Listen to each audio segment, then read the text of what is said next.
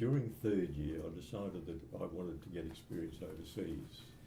So what I decided that in fourth, fifth and sixth years I would get a different jobs to get different experience. So what I did, I worked in Thine and Hitch with John Hitch, and then in the same building and downstairs was Hayes and Scott, who were the gurus at the time. So I managed to talk my way into there for a year, and then because I wanted to get some experience in the big office, that's when I went to Conrad and Gargett. And then the moment I graduated, well, I virtually got married, and we hopped on a ship and we went to London. And I worked in London for a couple of years, and I've listed the offices there, James Cubitt and Partners, which was one of the top design offices at the time. And they had previously employed Rob Gibson, actually, and I think probably I heard of it through Rob Gibson. And when I arrived on the doorstep, James Cubitt himself was just walking out the door, and he said, yes, and I said, well, I've just come to see if there's a position in the firm, and he said, oh, he said, you'd be an Aussie, would you? and he said, oh, we've had another colonial, Gibson. He was typical English, but anyway, I got the job, and great experience, and while I was there, I was working on Hertfordshire schools, and after the war, the English, in their typical thorough thing, they had this tremendous rebuilding program that they had to do. So what they did, they coordinated, say, steel manufacturers to do one thing, other people to produce precast concrete, and in the Hertfordshire school system, all the schools were designed under this umbrella, but it was on a module, obviously, but they were first-class buildings, and you just picked the shopping list. You know, you do a drawing and put a C1A, and that'd be a certain column, a certain cladding, and all the rest of it, and it was the very sort of thing that I'd never come across, and I thought it was fantastic.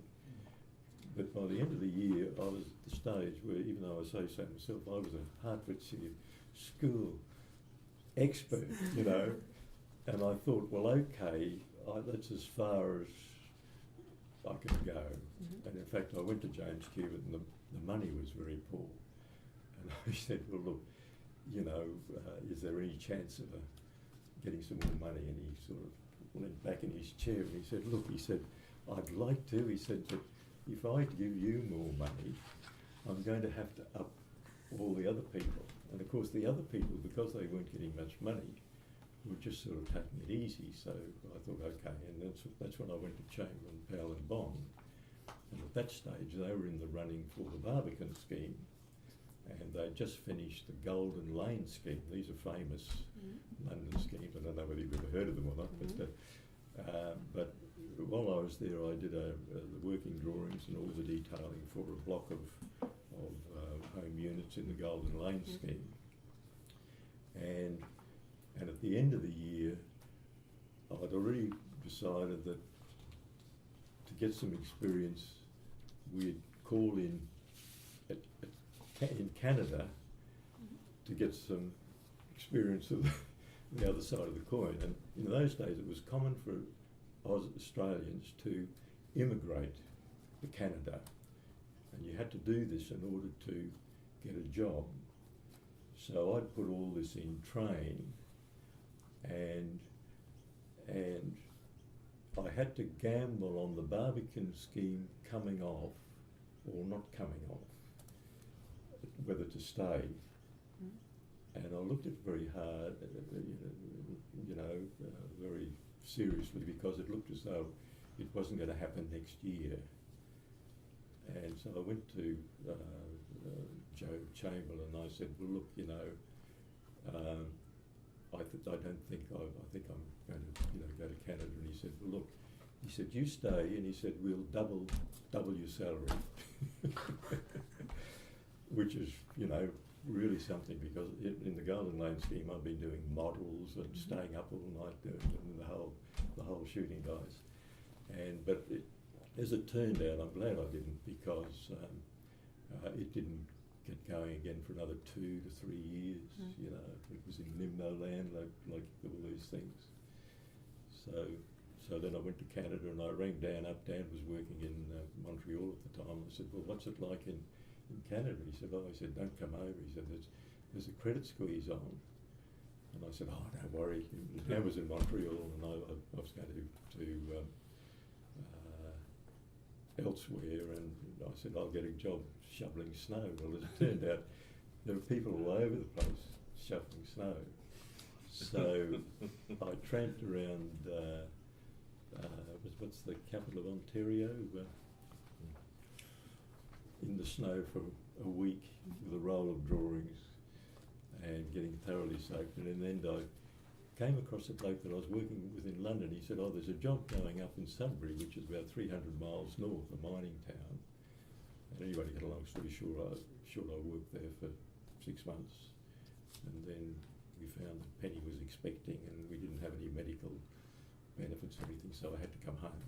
So then I came home and walked around, and I didn't know where to go. I went and called at Hayes and Scott, and they made me an offer that was too good to miss. Yes. And then it got to the stage after about 3 years, it was obvious that my future there, although we got on well and all the rest of it, wasn't going to go any higher. You know, even George Henderson didn't look like ever getting a partnership or anything. So then I just had to decide where to go, and I wanted to get big office experience, because in Nutter and Charlton we did do some, you know, pretty big jobs. And Dan was looking after this building. I didn't have very much to do with it.